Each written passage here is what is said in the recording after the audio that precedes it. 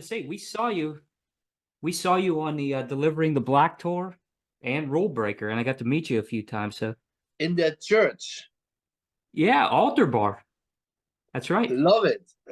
Strange vibe, but good crowd.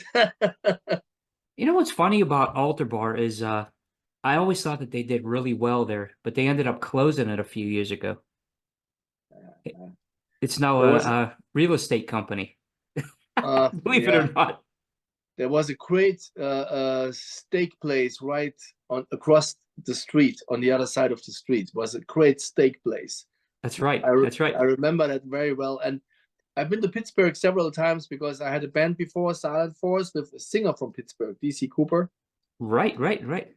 So I've been to Bellevue a lot. That's cool. That is cool. Yeah. You know, DC was at, I know he was at one of the shows. I know he was at the Rule Breaker show. Yes. I saw him at We that went one. to a bar. We went to a bar and had a couple of drinks before the show. Bad idea. Yeah, you never know what you're gonna get, huh? Oh, horrible. Horrible guy. I love him. It's tough to start, yeah, that's right. But you know, first thing I want to say is I'm really happy to have you on the show, man. I'm a big fan. First Thanks. time on the show, and I was looking forward to it. I'll tell you what. All right, cool. Yeah, I'm glad I can be here. I'm happy. It's great. Let's go. Let's do this. I'm That's right. fired up. So you guys, you guys have a new album out, you know, coming out November 15th, Hail to the King. And the album, you know, listening through it is fantastic, you know, and I look at the track list, and obviously Lay Down Your Lovin' to open it is an amazing song. And you guys have the video out, you know, obviously for Let It Rock. Strangers in the Night is one of my favorites of this. Oh, Great album. That's interesting because Strangers in the Night was actually the song I struggled the most with. I've worked on the arrangement so much, and I couldn't be satisfied. And I remember even after the song was mixed, Right. I called Achim, the guy who mixed it. I called him and I said, Achim, we have to change something. We have just cut this out and this out, include it together like this, and blah blah blah. Right. And at the end, it turned out great, but I struggled with that song. I'm happy you said that. That is, you know, and I'm sure it's for you as a musician, you know, looking at it and saying, you know, you're never satisfied. I'm sure you just always want to make it, you know, to perfection. So I could definitely see that. But it turned out great. There's no doubt about it. Thanks. So, are you familiar with the older Voodoo Circle albums? Yes, yes, very much okay, so if you compare it to the new one, which one would be your favorite? And please be honest. You know, when I listen to it, let me look at the list here, because you know, obviously the first one I really liked, you know, and I thought that went together very well. But I think that probably one of my favorites, I'm going to say Whiskey Fingers was one of my favorites, but I think that this one is better. I think that this one is the best one out of the bunch. You know, Whiskey Fingers is also, I think the album deserved better because I think it's an amazing album, honestly. Agree. I think it somehow it went under the radar a little bit. But I've given 4 interviews today, and all 4 interviewers said the new Voodoo Circle album is their favorite out of the whole history. And honestly, I was a little bit afraid that people could say that this album is a little bit overproduced or something like that, because I spent so much time tweaking keyboard sounds and have Right. 10 layers of guitars on top of each other and blah blah blah, and at the end I was like, oh my god, this is your Def Leppard Pyromania Hysteria album, and this is too much samples and sounds and blah blah blah. Right. And it's a little bit more heavy than in my opinion. Agree. And also in some other opinions. And I was like, oh, maybe this is a little bit too much. But now it turns out this is your best album. Okay, So yeah. That's what you want to hear. You want to, see that progression too, obviously. I mean, obviously the first album, 2008, up until now, you can see the progression in the band, but you guys, every album gets better and better and better. Well, thank you very much. You said progression. I think there's probably a couple of people out there, they wouldn't use the word progression in combination with Voodoo Circle, because we are known for paying our tribute to Whitesnake, DeepPurple, Rainbow, and Led Zeppelin, and Right. and I'm very open about this. I want to sound like those bands, and they would have a baby, having a baby. That's right. Right. And if somebody says, "Oh, this sounds like Whitesnake," I go, "Yeah, that's what you want." Thank you. This is exactly what I want. Exactly. Because there's so many reviews I read in the past. They go like, "Oh, this sounds like Whitesnake, blah blah blah," and I go like, "Oh, yeah, you didn't do your homework. It's exactly what we want, right?" Exactly. Yeah. Exactly. So yeah. So progress, but somehow we managed to have some progress in that little what's that? In that narrow help me with my English. In little that space of time. Yeah, exactly. In that little space, narrow space, we found something to add to this classic hard rock style. Yeah, let's put it that way. Yeah.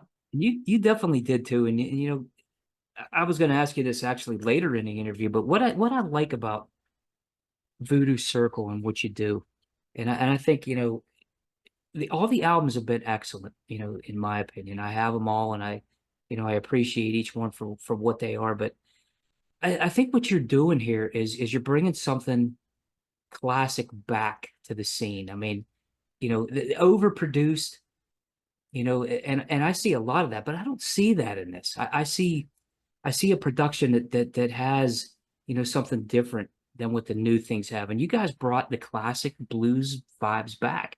And I think that's what the excellent piece of this is. Well, that sounds excellent. So that is exactly what I want. Yeah, so mission accomplished. You did. You definitely did it. What I wanted to ask you, Alex, is obviously the studio. What's it like when you go in with a guy like Dave Readman, who I think is an amazing vocalist. I've been listening to him for a long time. What's it like to have a guy like that? When you go in and you bring this music, there has to be that comfort level when you go in. Tell us about that. Actually, I mean, I am in my studio right now, and Nice. And David was sitting in this chair when we started working on these songs. What we usually do is he comes over to my house here in France, visit. I play him the songs. We sit down. We start with song number 1, and he has an idea for a verse. While he is mumbling, singing the verse, I already can hear the bridge. And so he stops singing, and I go like, "Oh," and I sing something. I'm not a good singer, but it's good enough to get the point, right? Right. And so, believe it or not, the melody lines for this album has been done in 2 days for the whole album here in my studio. Amazing. I pick him up at the train station. We go here. We have a nice lunch. We start working, drinking, working, go to bed the next day. In the morning, blah blah blah blah blah. Around 2 o'clock, we are ready. I bring him back to the train station. It's like nobody's gonna believe you. That it's amazing. So the creativity is flying around. You just have to, catch it.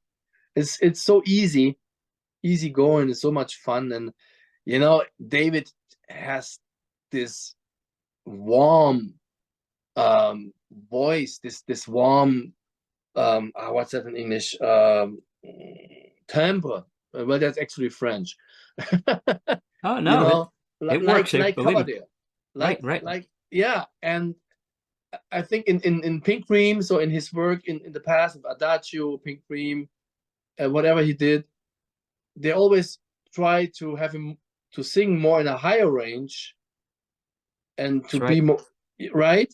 That's right. But I think his real strength is in the lower range. Of course, he can go high, and it's Right. really good. But I like when he goes low, and and you can feel that, whoa, like Tom Jones, That's right. Perfectly put. Yeah, That's right. Yeah, he has I that like, he has that smoothness. You're right. That yeah, smooth piece of the voice. And when you look at somebody that can do, say, Coverdale so well, but now, I mean, Dave has his own, flair too. He has that sound, but he has that flair as well. And I think he brings it so well to this. I think that's what offsets it, from, you have the Whitesnake style, yes, but you also have a little bit different style too. yeah. I mean, it's not a copy. It's like we pay tribute, and we honor the heritage of those bands. That's the Exactly. that's the idea. And that's why I don't take critics or reviews serious if they say, oh, this sounds like Whitesnake. Because like I said before, they didn't do their homework. They don't That's right. That's understand right. what we are trying to do. And I'm explaining this since 2007 in every interview. And I knew it's gonna be like this, but it's okay. You obviously as a musician, you want to, go in and do things different. You don't want to keep everybody, hey, we have this one style that I'm known for.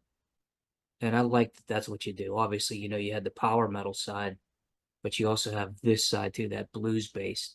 And I think that brings that brings you a new fan base as well. Yeah, that's true. I just wish there would be more fans for this kind of music, That's because right. we have to be realistic. Like classic hard rock is not very successful in these days, and which It's a shame. it's a shame. It's a shame. The whole world is going down in every aspect. In every The single truth. aspect, it's getting worse and worse and worse. It's so horrible. You're There's right. no values anymore, Nope. no, this is, and you can feel that in music very fast. It's, I think, in art and especially music, is the first thing you can recognize that something's going downhill with culture and That's right. everything. Yeah, That's right. yeah, There's not the emotion that there used to be. There's the instant gratification piece of it. yeah. Everybody wants it faster, and Fast, fast, fast. There's no heart anymore. It's just fast, fast, fast, fast, fast. Oh, I have 200,000 songs on my USB stick. Oh, I have 5 right, million in my Spotify. Fuck you. Yeah. right. Doesn't mean anything. Doesn't mean anything. Doesn't mean anything. And And and that's a shame. That's a shame. I mean, especially when you grew up like I grew up. I mean, I experienced the hate of the peak of record sales, and then right, it went in the 80s. It was like, wow, it and was then way the up. the downhill with the invention of the CD and then MP3. That's it. Over. Game over. No That was money the end of it. anymore. Yeah, yeah. Well, they took the art out of the music. I mean, art, like you just said, you said it perfectly. It's from the heart. It brings all those elements, and taking it for a download. There's no physical piece to hold on to and enjoy like there used to be. Absolutely. And also, if you look at bands from the 70s, like for example, Pink Floyd, they Right, needed when you signed a record deal in the 70s, the record company, they knew, wow, we have to invest for the next 6 years probably in this band, before they maybe make it with the third album. Right. And so Right. the musicians, they had freedom. They would get paid. You know, the record company was taking care of them, and they had the freedom to dive deep into the art, into themselves, and to create something new and special. And this is all gone. Right. Because nowadays everyone has a studio, I mean a computer, everyone, and is able to record at home, but the music doesn't get, well, I don't know how I put that, but I think you get my point. I do. Like fast. There is no time for a band to evolve and work and grow and fail. That's right. You know, and so That's right. it's damn it, now I'm getting sad. Well, you know, you brought a good point up there, because you don't see the staying power of these bands anymore. I mean, you saw the, you know, the 80s bands and the 70s bands, and you know, they're still doing the big shows and the big tours, and people were there. But the bands after that, you know, where are they? There's a few of them, and that's it. That says a lot for the, you know, like you said, the art and the chemistry. Absolutely. You know, and I never made music for the money. I always made it for the music. Right. The money comes if you do it for the music and you do it well, and you need a little bit of luck and talent. But that's right. If you are into the music business because you want to make money and this is your only intention, it won't work. It doesn't. You're No. right. You're right. Yeah. You're right. And you know the ones that are in it for the money, and you know the ones that are in it for, Yeah, you know, the music. They have the staying power. And hey, what I wanted to ask you next is the songwriting process for Voodoo Circle. I think it's really cool how all this comes together, you know, with the riffs and the choruses and everything. Tell us about that. I mean, how does a Voodoo Circle song start for you and Dave, say? well, usually it starts at 10 o'clock in the morning. Ready to go. I'm entering my studio after breakfast. I'm locking the door and I sit down and I'm going like, okay, today I'm going to write a Voodoo Circle song. There you go. And then I fiddle around a little bit and to see how I feel and how everything goes. Maybe I come up with a riff. If not, I listen to my recordings in my phone. I have like 400 riffs in my phone because I always record. If I have an idea, I sing it in my phone or I record it. Right. So I go through those and listen under. Okay, this you always wanted to do this riff and make a song out of it. Okay, and then I start playing the riff, programming a drum, and at 8 o'clock in the evening, my wife is knocking on the door. Honey, food is ready. And I'm sitting here in my PJs, still in my PJs or in my bathrobe or whatever. Right. Or in my underwear because I you just get out of bed, right to the studio. And I'm like, oh, it's already what? It's already 8 o'clock. I haven't eaten, I didn't drink anything. And I was just in this world completely. Right. That's cool. And this is how I write a Voodoo Circle song. That's a great story. And that takes, you know, that takes the element of, you know, the heart to it too. Because you put so much effort into it and you care so much about it. It comes across to us as listeners as well. That's great. You know, that makes me happy. If I hear something like this, that makes me happy because that means there is a meaning behind what I'm doing. You know, I'm bring something on the table, or I can reach people from the inside, and that's great. Yeah, you continue to do it, man. Believe me. So I wanted to go back to the start of this band, you know, 2008, obviously the self-titled album. And one of my standouts, you know, from all of these albums is Desperate Heart. you know, and I thought that gave a, you know, the good sound to, you know, to the band.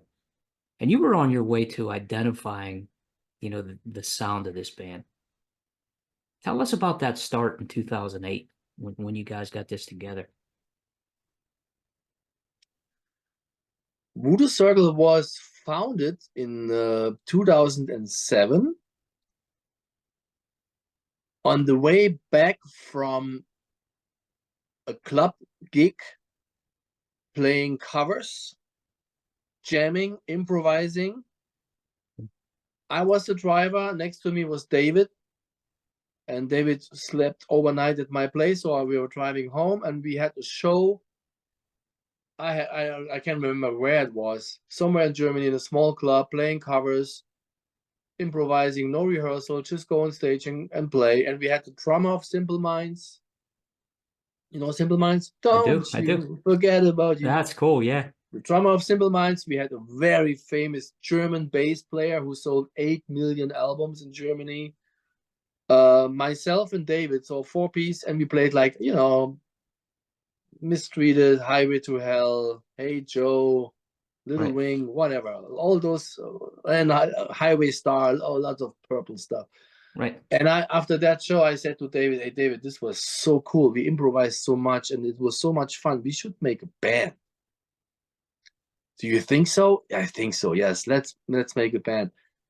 And then I asked Mel Gaynor, the drummer of Simple Minds, "Hey, you want to play in my band? We're gonna start a band." "Oh yes, yeah, let's do." Nice. And yeah, and then I wrote a couple of songs, and we met in Stuttgart in Germany, and Mel drove from London by his car to Stuttgart, Wow. which is like, I don't know, 20 hours or something. It's a long trip. It is a long trip. You know, he arrived there in the little studio, set up his drums, had no idea about the songs. He was not prepared. He was very well unprepared. And then we started recordings, and he recorded the whole album in one day. Wow. And Yeah, that's amazing. One day. it was like, what the fuck is going on? and That fast, yeah. so the dynamics were already, the energy was already floating, and it was already there. And this is how Voodoo Circle started. There was always a lot of improvising, but in a good way, Right. you know. And yeah, and then we released the album, and people went nuts. The reviews were great. Right. And then we released the second album with a lineup change, and then people went really nuts, because that was the second album was like a door opener. Right. Right. And then the third album, people went nuts again. And then we had Whiskey Fingers, and I love that album, but that was the point when I don't know why, but it started to, nothing really happened anymore.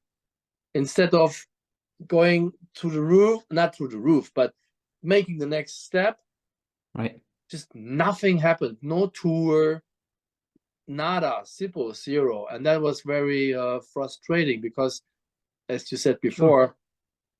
Whiskey Fingers to me is one of my favorite Voodoo Circle albums. It's a great album. There's Yeah, no doubt. yeah. So this is basically the story of the band in 5 minutes. Yeah. You kind of brought that up too, man. It's you know, it seems like it's like an ebb and flow as far as, you know, how this goes. You know, like you said, you had the, you know, the start, you know, and then it went up and it continued to build, and then you hit that peak. But I think this is kind of something with this new album that it's coming back. You know, I when hope people so. hear this, I really hope so. I really hope so. It would be great. It would be great. I think you're going to do very well with this. All right.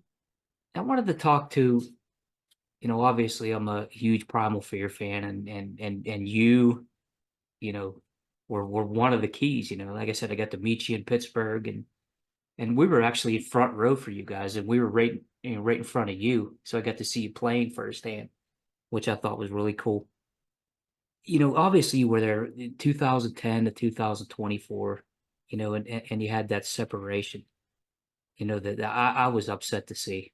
You know, I was like, oh man, you know, I don't want to see him leave. But, you know, I always thought that, you know, you, Magnus, and Tom, you know, were the elements of that band. And obviously you and Tom with the live stuff. Tell us about that, about, you know, a little bit about the, you know, the separation, obviously, because, you know, like I said, I loved your playing in that band, you know, and I know it was It tough to it's see. that's a very delicate topic. Right. It's very, very, very delicate, and I have to be. I don't want to, but I have to be careful what I'm saying.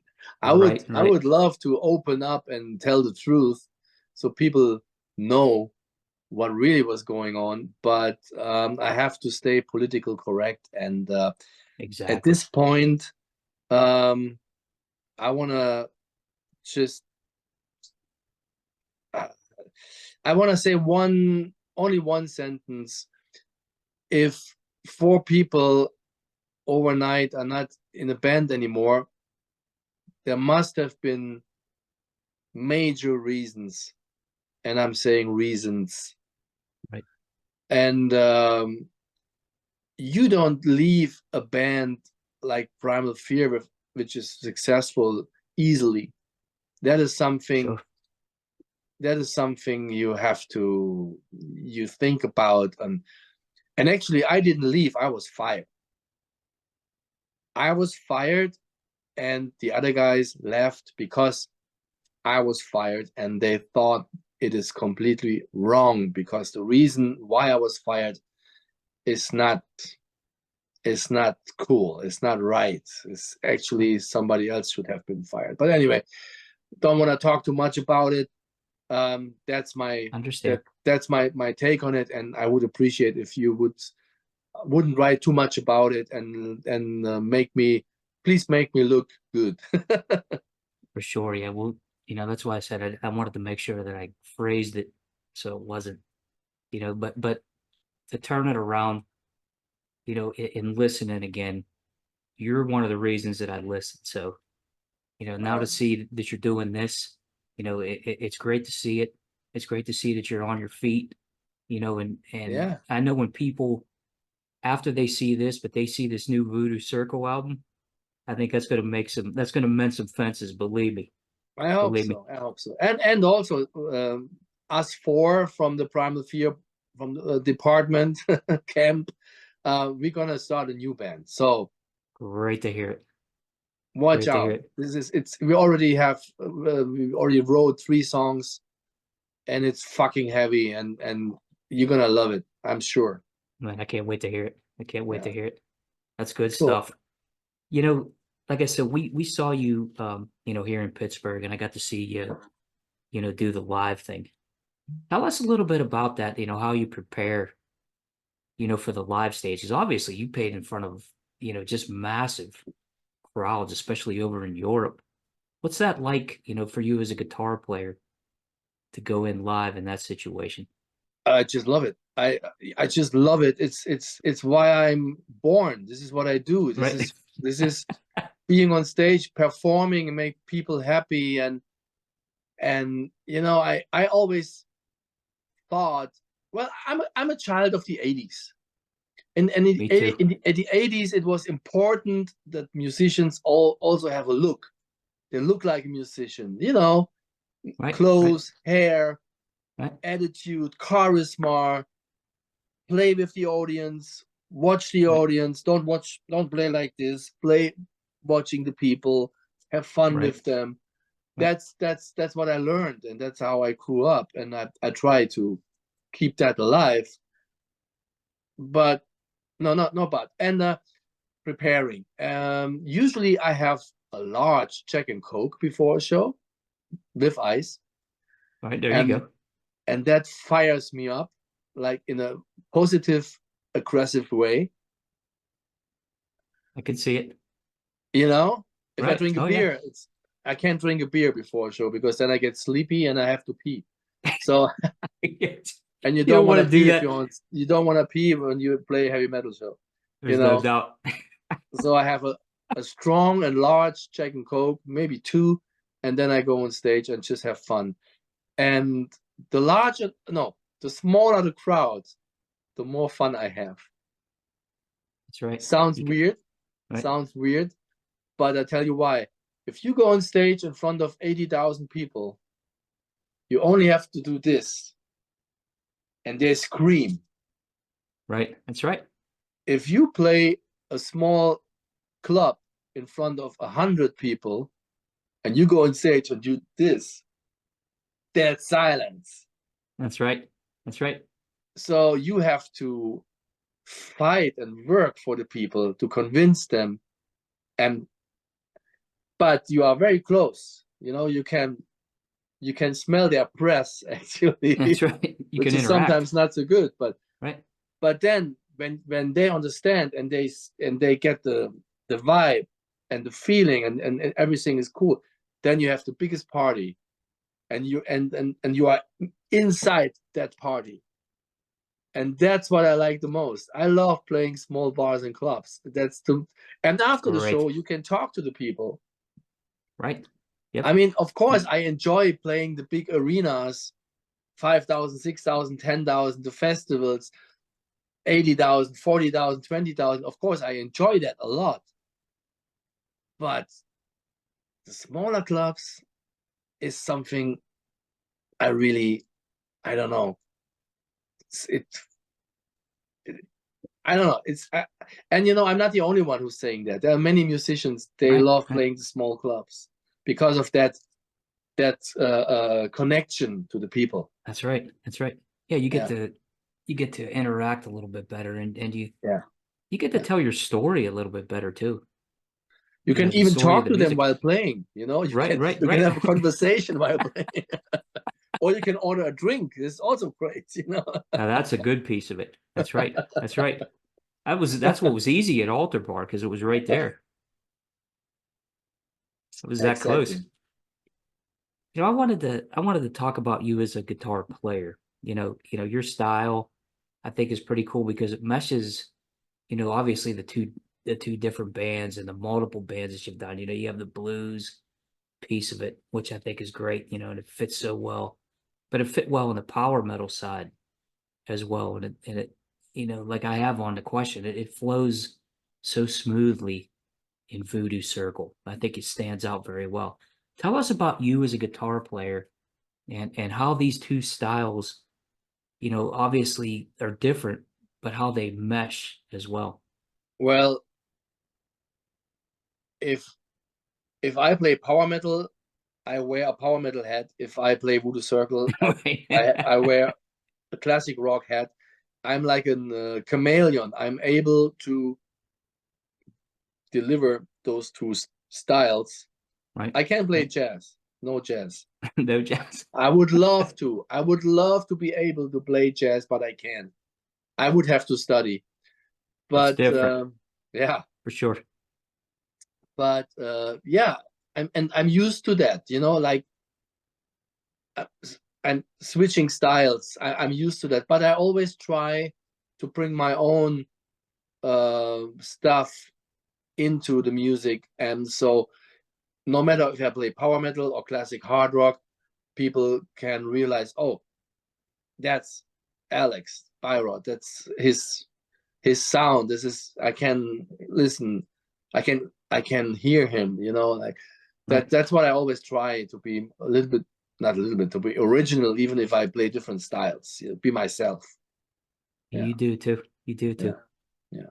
I always, been listening to you for so long, obviously, and there's a lot of musicians and guitar players, in fact, that I don't think they get enough credit for what they do. I mean, they always put out the bigger guys, the guys, obviously Eddie Van Halen and and George Lynch is out there, and and guys like that. But you as a guitar player, I don't think they give you enough credit, honestly. That's very nice from you. I think one problem is nationality. That's right. That's one reason. That's one reason for that. because I mean, if you go back in history about German guitar players, Michael Right. Schenker, Right. Right. Yeah.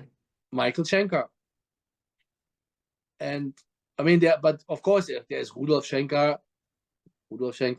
Scorpions. Right. Who else? Yeah, you're right. You're right. You know, and there are many. It's There are so many. There are so many great guitar players in Germany. You wouldn't believe. for sure. There's unbelievable players. They are smoking hot. But the media, everything, they are not interested because of the nationality. Yeah, it's amazing too. And it almost seems like they focus more on the band aspect, you know, than the Yeah, individual aspect. And that, you know, yeah, that's also okay. But also, you know, like guitar player magazines and German guitar player magazines, they in every issue it's Joe Bonamassa, Joe Bonamassa, right? Steve Vai, Steve Lukather, Joe Bonamassa. It's like, guys, this is boring, you know. Yep. You don't want to hear the same. I agree with you. I mean, Yeah. you know, it seems like sometimes they take more of the technical side of everything than the fact that, you know, the playing from the heart and who Yeah. does that the best. Who's the one that, you know, when you listen, delivers what you want to hear, that emotion. And then that's what's taken out of it, unfortunately. Yeah, that's probably, yeah, that's true. That's true. Last thing I want to say, Alex, we'll Yeah. wrap it up here is you know, I want to thank you for doing what you do. Thank you Thank you. for making that commitment, you know, to me as a fan and listening to you. Like I say, it makes the bad days better and the good days great. And I want Wow. to wish you the best of luck too on this album because it's fantastic. When the crowd gets to hear it, the fans are gonna love it. Okay. Thank you, John. This is really nice from you. I really enjoyed this interview. It was special to me. Thanks, Alex. I enjoyed your questions and also the fact that we've met For sure. before For and sure. Pittsburgh and everything. So that was out of the interviews I did today. This was a special one. So thank you very much for that. You're welcome, and best of luck again. And I'd love to have you on the show and again, and hopefully we'll see you here in Absolutely. Pittsburgh again. Yeah, that would be great. All right. All right, Alex. Take care. Thank you, Have a man. nice Have a good day. rest of the day. You too. Yeah. Bye. Take care. Bye-bye. Bye. Bye.